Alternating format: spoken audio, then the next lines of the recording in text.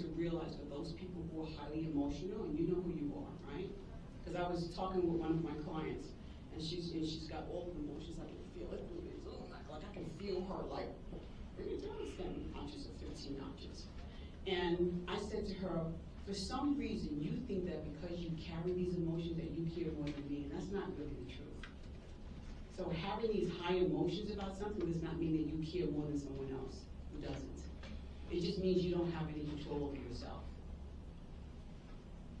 That's what that means. So people relate emotions to caring, and emotions has nothing to do with caring. That's a false premise. Okay, sorry. Okay. So we're going to transition to the audience now, because I'm sure you all have questions as well.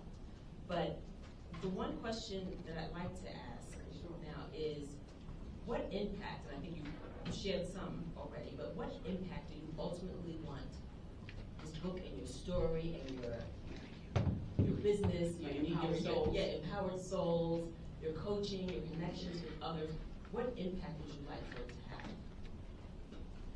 So the funny thing is that most people who know me know that I'm a banker by trade. I've been in the professional circles for a long time. Currently, I'm a regional manager for a major bank. It was never really my journey to go and become an empowered soul and to become a coach and to become all of this. Sometimes you just go where you are called to go.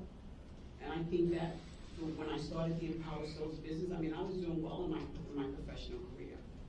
But the takeaway that I have here is that, you know, I grew up very poor. My family was on welfare, the whole thing. You could not have told a different story.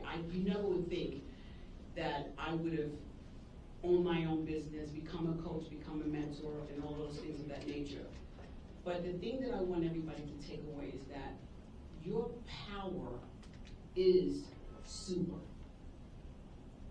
You have a superpower inside of you once you get rid of the fog of the emotions, stay in your own lane. All of these chapters is to help you realize that if I start doing these things, and then I start really working on the center of who I am, and I start quieting myself down and get out of the freight of the noise, and stop dealing with everybody else's drama and mind your own business and those sort of things, you will find that you will tap into yourself. Because you cannot help someone who is out of their circle. Did you hear what I just said? Right? When we think about, somebody said to me, well, if somebody is somebody outside their circle and they're, you know, and you're in your circle, shouldn't I step outside of my circle to join them? And I says, no, your job is to bring them into your circle, never step out of your circle to join them in their chaos. There you go. Does that make sense? When you really think about that, right? So never step out of your circle to join someone in their chaos. Because you know what? You're never going to serve a purpose in that way anyway. The only thing that's going to happen now is now we got 2 people in chaos. Right. Right? And now what's going to happen is, since you joined them in their chaos, when you finally settle down, you're going to say, like, how am I going to get back in my circle now? Now it becomes a job to get back into your circle. So I always say that you don't lend anyone a favor by stepping out of your circle to join them in their chaos, ever. Your job is, let me have this conversation with this person. Let me give them some real wisdoms of words. And if it's not penetrating them, I want you to say this: they're just not ready yet. And let it go. Because you cannot determine when someone else is ready. That is not your job. You cannot determine when someone else is ready.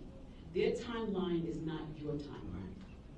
And when we really understand that, we really understand that, with those labels, husband, spouse, mother, father, sister, brother, when we really understand that they can live in chaos for the next 10 years. Are you going to be this?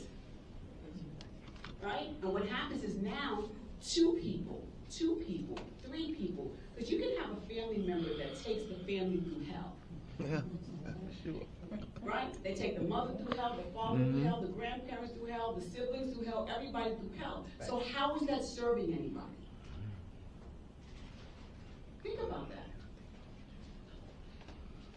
you going through it is not gonna help them get out of anything. They gotta go through their soul is gonna go through whatever it needs to go through. They're gonna have to go through their own lessons. What you could do is always be available to them to give them the words of your wisdom. Never get tired of giving people the words of the wisdom, but do not allow that to penetrate you. Does that make sense? That's your job. I'm in my circle, but if you want to join me in my circle, I'm here. But speak to succinctly. How do you do that? How do you practice that and ultimately master it? Because that takes work. It takes work. So I think what happens is once you begin to understand the premise, right? So the premise is one, we're going to stop waiting for the tap, right? Two is we're going to realize that everything that we need is internal, is within us. We're going to quiet ourselves down, and we are going to get close to ourselves. We're going to listen to our inner self. Everything you need is in your inner self. We're just not quiet enough to hear it. Does that make sense? The next thing that you're going to do is realize that other people's chaos is not your chaos. I don't care whether they have a label. Doesn't matter that they have a label, because I know you mamas and you daddies. I know it, right? Right? And then the other thing that you're going to realize is that if you are in your circle, you don't step out of your circle for anyone. So what happens is now that you have the foundation set, right? And you know how to get in and get on and get out, what happens is now you are just going to be practicing this. You got to get a co-signer. Like, for example, my soul sisters are my co-signers. And my soul sisters are not going to cry in the room today. Charlene is in the room today. She's a person that I would go to that every time I started acting stupid as I was on my journey, she smacked me right in place. My girl Linda is in the audience, and I'm going to tell you, I got stupid a lot with Linda. Linda, like, I mean, seriously, there are times where I was like, listen, I need to come and spend the night because I really need you today. My girl Pam is in the audience. Pam is in the audience. I mean, she's the reason why I am a life coach and I am a meditator, because she's the one. So you got to surround yourself with people that have your back, that understand what your journey is, that will remind you, hey, are you in your circle right now? Are you minding your business right now? You can't do this by yourself, and you should not. But what happens is we surround ourselves with the wrong people. We surround ourselves with the people that drain us of everything that we have. And guess what? They're walking off happy, and you're the one laying on the floor because you can't get up. Am I right? And they don't even know what they did to you. They created a storm in your life, and they have no idea, a concept of what they've done to you. And nor do they care. Because a person who lives in chaos does not care about you. There's a difference between love and care. They can love you and not care about you. They can love you and not care about you. So for me, that was, my husband is a soulmate for me. We sit and we talk about all kinds of stuff. And my soul sisters, I surround myself with the Yasmins of the world, the Isabels of the world. All of us feed off of each other. And when we're down and we want to get back in our circle, I'll call them before I call someone who's going to help me stay down. You ever call a friend and go like, oh, you know, such and such happened? They go, yeah, girl, I would knock him out too. That's not who you want to call. That is not who you want to call. So, the thing is up. So we're going to transition now to our audience. And thank you again all for being here. And so I'd love to address or have you all ask any questions. Thank you, my cat. Me? Okay. So I'd like for you to give examples of how you, when you're connecting to your people that are in your circle, your friends, when you're connecting with them, what are some things that you do? So for me, I'll say, if I'm really out of my circle and I want to get back in, I might say, let's go to Aruba. And you and I will, Aruba, girl. And you and I will be in Aruba, and there's some things that happen. You were also there on one of those journeys. So give the audience some examples of what they could do? Maybe they can't go to Aruba, but what So many can things you that, do? yeah. So I gotta take a step back because I'm sensitive of the time. I got you, girl. So I gotta tell you this really quick story.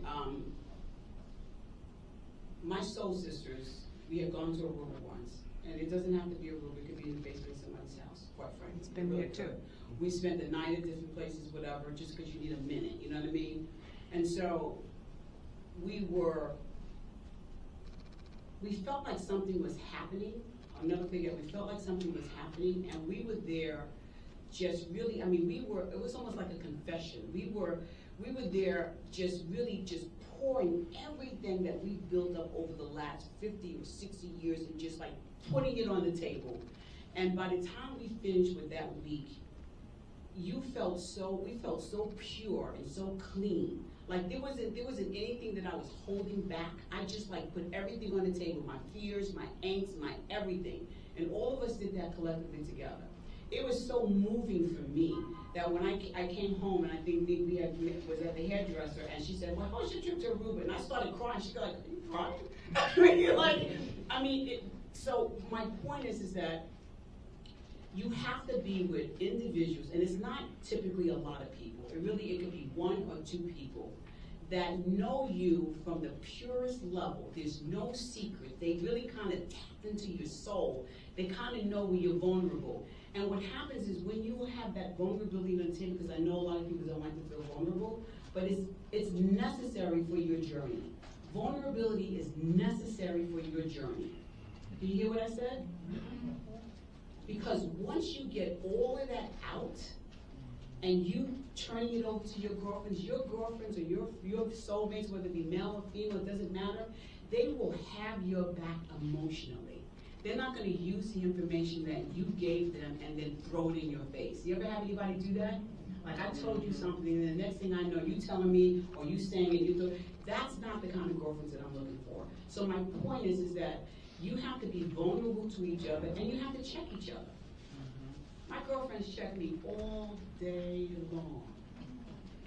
But I appreciate that. It's not done in haste, it's not done in angst, it's not done in jealousy, it's not done in envy. They check me at the Donna, like you said that to Kirby, like you were wrong. I said, what's that? Yeah, you are. You're a little harsh, you're a little direct, and I'm like, so you need to go and apologize to your husband. I'm like, okay. Right? Because you trust what they're saying because they're looking at it a lens that's different than you. So, so that's one of the things we do all the time.